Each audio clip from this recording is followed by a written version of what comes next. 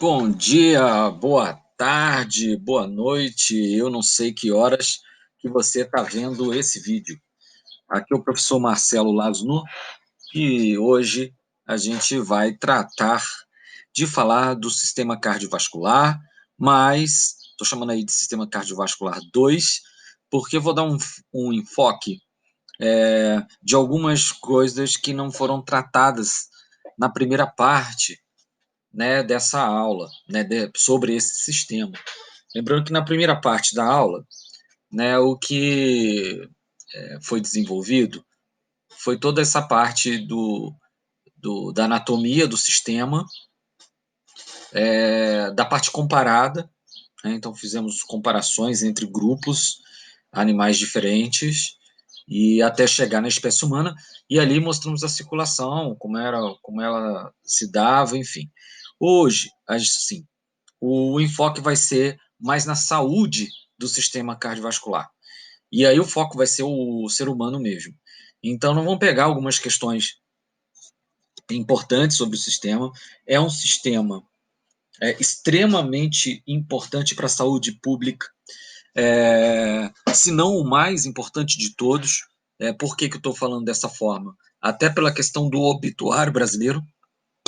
Então, as mortes relacionadas com cardiopatias e problemas vasculares corresponde a quase 34%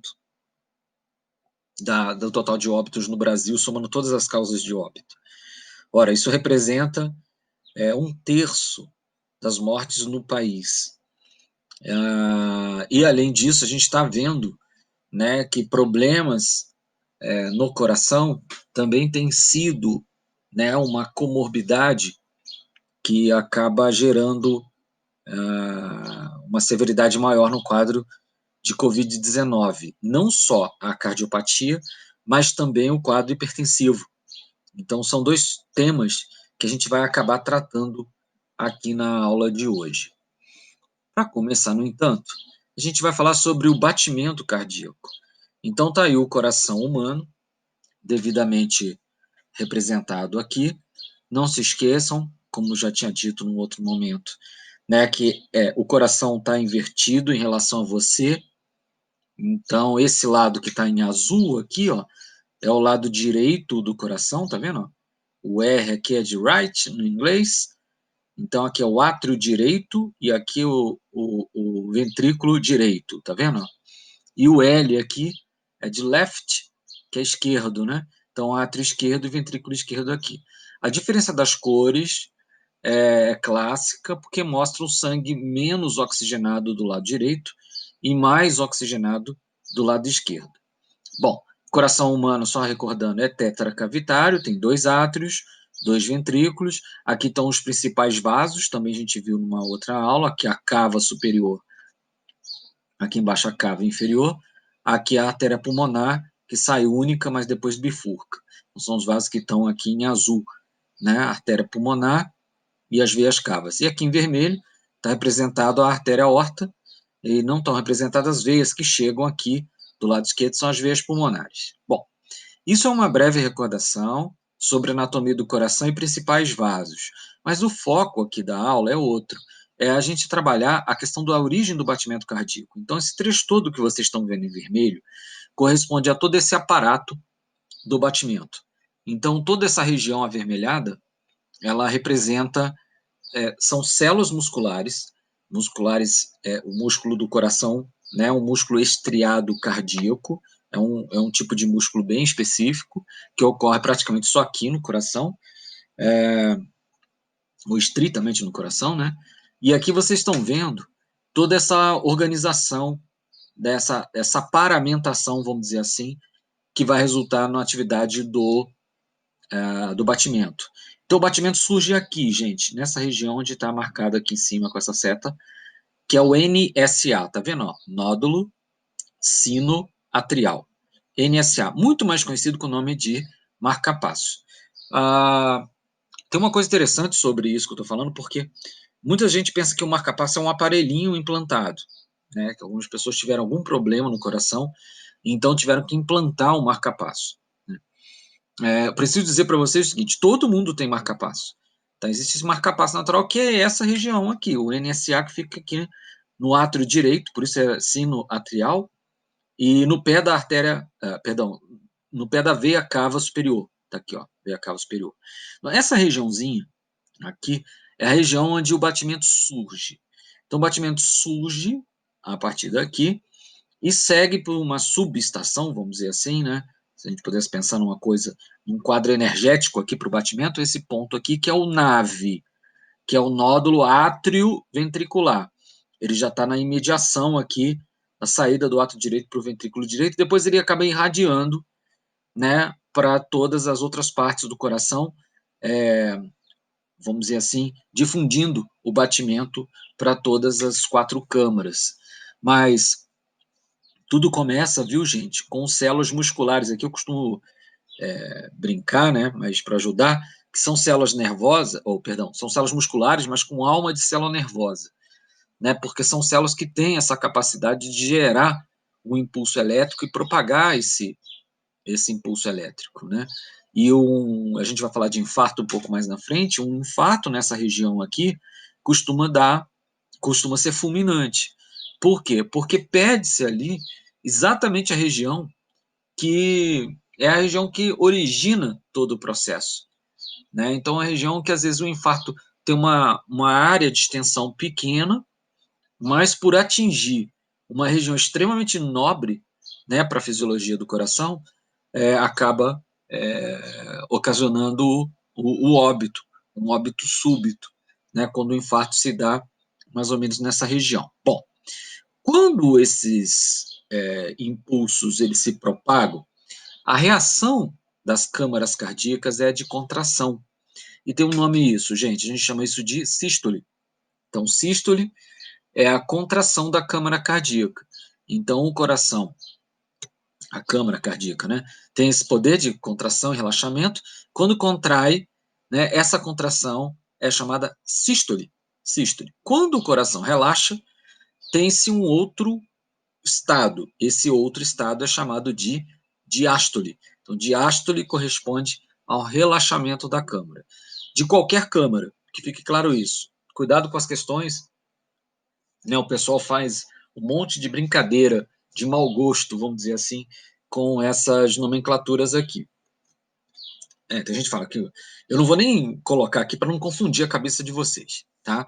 Mas o importante é sístole, contração de qualquer câmara, diástole, relaxamento de qualquer câmara. Para que a câmara contrai? O coração é uma bomba, né? Ele faz o bombeamento do sangue. Então a importância da sístole é exatamente a de gerar a pressão inicial desse sangue para que ele possa ganhar circulação.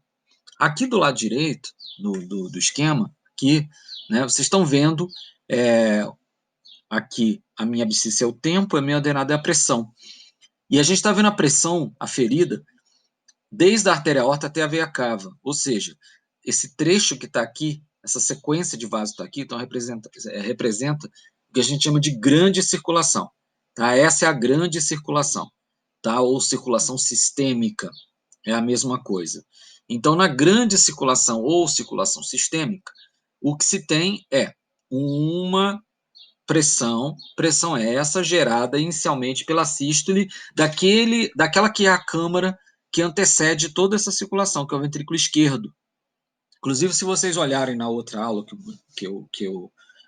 sobre esse assunto, que seria a primeira parte do sistema cardiovascular, dá para perceber que o ventrículo esquerdo ele é uma câmara muito mais musculosa que as outras 3. Tá? E diz respeito exatamente a isso aqui. Ó. Ele gera essa pressão para a grande circulação. Então, a pressão aqui, a unidade não está representada aqui, tá, gente? Mas é milímetros de mercúrio. Então, está aqui em 100 milímetros de mercúrio, com pressão média. E aí vocês vão vendo que quando sai da aorta para as grandes artérias, mas sobretudo quando cai nesse regime aqui, ó, de arteríola, capilar e vênula, vocês veem que a pressão despenca, tá? E nas vênulas e na veia, a pressão é muito baixa, como se o sangue estivesse pedindo, pelo amor de Deus, para voltar para o coração, porque essa pressão diminui, porque há um efeito fisiológico, né, à medida com que, especialmente, esse sangue ele atravessa os vasos que têm um diâmetro menor, que são esses 3 aí do centro. Mas o importante aqui é a gente entender esse dispositivo que eu estou explicando, né, que é a questão do comportamento sistólico e diastólico. E, de propósito, escolhemos aqui para mostrar essa variação de pressão a grande circulação. Por quê, gente? Porque a medição dessa pressão, ela passou a ser um indicador de saúde, tá? E é isso que a gente chama de tirar pressão, medir a pressão. A pressão arterial aferida, né, por esse instrumento aqui, ó, que vocês estão vendo, tem o nome dele aqui, ó, esfigmomanômetro, é o aparelhinho de medir pressão. O que ele faz, gente? Ele afere a pressão arterial do sujeito. Onde, especificamente, ele faz isso? Faz isso numa artéria que percorre o braço, né? Essa artéria que percorre o braço, tá, gente? Ela é chamada de artéria braquial. Braquial, exatamente porque ela passa pelo braço, tá? A artéria braquial. Então, aqui a artéria braquial, né? Se você olhar, a artéria braquial, ela é interligada diretamente com a aorta. E a pressão da aorta é gerada pela sístole e pela diástole, porque a diástole vai ter que ser levada em conta nesse movimento, do ventrículo esquerdo. Então, assim, a atividade do ventrículo esquerdo gera pressão na aorta. Essa pressão, de uma certa maneira, ela é contínua à artéria braquial, e foi aí que a gente instrumentalmente consegue medir essa pressão. Quando a gente mede essa pressão, o que a gente está fazendo? Né? A gente consegue lá no medidor 2 números. Tá? Esses números são representativos de quê, gente? São representativos de uma pressão dita máxima ou sistólica, como está no slide, e o segundo número representativo da pressão mínima ou diastólica. Na prática, o sangue, então, ele circula, vamos dizer assim, com duas pressões. A pressão sistólica, que é gerada, como o nome está dizendo, com a sístole, no caso aqui do ventrículo esquerdo, e a pressão diastólica, que corresponde à diminuição, né, da pressão em função da câmara relaxar. Então, quando a câmara contrai, a pressão é uma, quando a câmara relaxa, a pressão é outra, menor que a primeira, e esses são os valores medidos. Por isso que quando se mede a pressão, se fala, né, a pressão deu 12/8. Né? O que quer dizer isso? O primeiro número representa a pressão máxima, o segundo número, a pressão mínima. Lembrando que quando a gente fala esse 12/8, na verdade isso é vamos dizer assim, uma leitura reduzida, né, do que estava acontecendo. Né, porque se você olhar no aparelho, vai dar 120/80, ou números parecidos com isso, né, milímetros de mercúrio, mmHg, né, essa unidade que usualmente tem-se aí para chegar os aparelhinhos, né, e para configurar essa universalidade desse indicador de saúde, que é a pressão arterial. Bom, indicar a pressão arterial como eu disse, é um indicador, né, de saúde do indivíduo, mas pode ser também um indicador de não saúde, né, não quer dizer de uma doença. Por quê, gente? Porque a pressão, ela é um fator que é extremamente perturbado, especialmente na saúde do adulto. Só para vocês terem uma noção aqui do nosso país, nós temos só com pressão alta, pressão baixa eu não tenho um número assim aferido, eu acho que há uma dificuldade da hipotensão como doença crônica de ser avaliada e mensurada. Eu não sei se esses números existem, mas de hipertensão tem, gente, da pressão alta. Nós temos praticamente 25% da população adulta brasileira com pressão alta. O que é a pressão alta?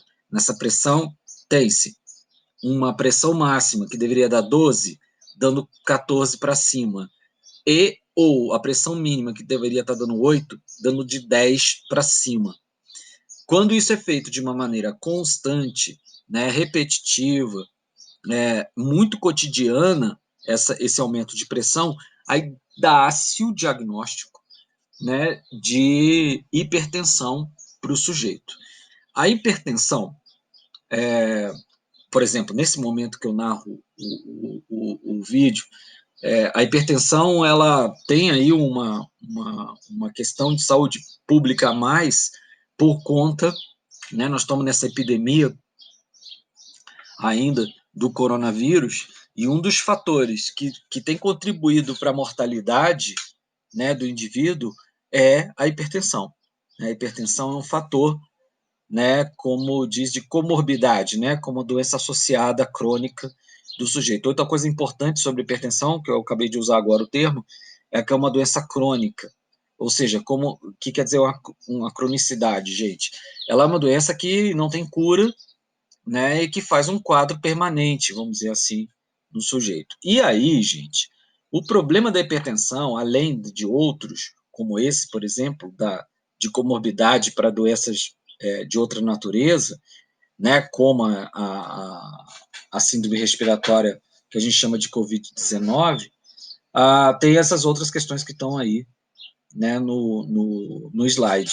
Né, o sujeito hipertenso, ele tem uma tendência de estreitamento do vaso, de cardiomegalia, ou seja, de aumento do volume cardíaco, e isso, paralelo, simultaneamente, ou tão somente, aumentam muito os riscos do infarto e do derrame, que aí sim são duas circunstâncias debilitantes e, infelizmente, às vezes fatal da saúde geral do sujeito em função e consequência dos processos de hipertensão, por exemplo. Não que sempre se deem em função do quadro hipertensivo, mas aumenta-se o risco. Qual é o problema que deixa, então, né, um quadro tão severo e tão amplo, né, de hipertensão, particularmente aqui no Brasil? Bom, a gente sabe que existe um fator genético. Esse fator genético, então, aparentemente, ele é abundante no país, mas tem-se outros fatores que são fatores ambientais, ou seja, fatores externos, extrínsecos ao indivíduo. Um deles está aí na imagem, que é o sal. Né? O sal de cozinha, né, o cloreto de sódio, ele é, por si só, um aumentador de pressão. Tá? A questão é o sódio, né? O sódio especificamente, o corpo tem isso, né? O corpo lida, o sódio é importante para o corpo lidar com ele, mas quando em excesso, esse sódio é um elevador de pressão. Então, especialmente a industrialização, né, do alimento, as quantidades, não só do sal, mas também do açúcar e da gordura, aumentaram muito, porque são alimentos ressaltadores de sabor.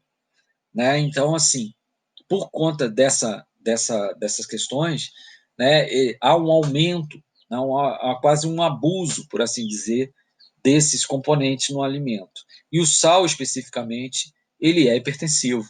Então, a dieta, né, com restrição de sal ou moderação do sal seria muito importante para que, mesmo que as pessoas tivessem, por exemplo, a predisposição genética, né, que não sofresse efetivamente com um problema da hipertensão, mantê-la controlada. Né? A pressão alta é preciso controlar. Existem outros fatores, tá? Um fator muito importante e inevitável nesse caso de ser controlada é a idade. Então a tendência é que, à medida que a gente envelheça, a nossa pressão suba. Então, realmente, quando você tem um caso de um adolescente, por exemplo, um jovem adulto, que já está manifestando casos de pressão alta, fica muito delicado, né, pensar nessa situação, né, já visto que daqui a 40, 50 anos, então como estaria, né, a pressão desse indivíduo? Então, você é um candidatíssimo, né, a sofrer muito por conta desse quadro, que é o quadro da hipertensão. Tá, gente? Aqui, de novo, registrando, né, essa associação perigosa da hipertensão com outras doenças. Tá vendo? 40% dos infartos tem base hipertensiva. Também é bom esse slide para desfazer qualquer ideia de que um leva ao outro necessariamente, né? Não tem um infarto de outras origens, vou falar daqui a pouquinho. 80% dos AVCs são acidentes vasculares cerebrais e 25% da insuficiência renal no país. Junto com diabetes, né, o quadro de hipertensão, eles asseveram o trabalho renal e muitos pacientes que são dessas duas categorias, né, do hipertenso e do diabético, acaba evoluindo para um quadro de ser um paciente renal, né, por conta da sobrecarga que se tem dos rins. Bom, gente, e o outro tópico que eu queria falar nessa teleaula com vocês é sobre o infarto. Vamos ver o que é um infarto. Né? Então, na imagem que vocês estão tendo aí, vocês estão vendo duas situações distintas e ao mesmo tempo iguais. Distintas porque estão em lugares diferentes, tá vendo? Isso aqui é um cérebro e aqui está se passando na superfície do coração, na artéria coronária. São essas artérias que ficam na superfície do coração. Então são distintos pelos lugares, mas no fundo, né, nos dois casos, os dois casos têm em comum que está escrito embaixo, e portanto os dois casos que estão representados aí são infartos. Então, olha só o que acontece em ambos os casos. Primeiro, um fenômeno obstrutivo. Essa obstrução ela pode acontecer de algumas formas. Aqui estão as duas formas mais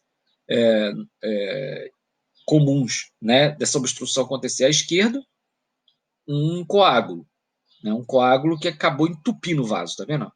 Então, aqui à esquerda tem sangue, e a partir desse ponto de entupimento não tem mais sangue. Por quê? Porque o coágulo bloqueou o vaso. E aqui, gente, é um depósito progressivo de colesterol na base do vaso. Né? Um colesterol está em excesso circulante, ele se deposita na parede. Então, um depósito de colesterol. Esse depósito de colesterol ele acaba provocando uma série de confusões, vamos dizer assim, nessa parede do vaso. É muito ruim, muito danoso, né, quando esse colesterol para aí. Porque ele calcifica, porque ele atrai glóbulo branco, então ocorre o que a gente chama de uma infiltração leucocítica. E existe até uma proliferação normal das células no lugar. Então, assim, tem todo um conjunto de subjacente àquela primeira, né, impregnação do colesterol, que faz com que ocorra uma clara restrição aqui no fluxo de sangue. A obstrução, seja ela por um trombo, como aqui à esquerda, como por um ateroma, que é esse bloqueio, a base de colesterol aqui que vocês estão vendo, vai fazer com que a circulação caia. E aí ocasiona ocasiona o caso é ótimo, né?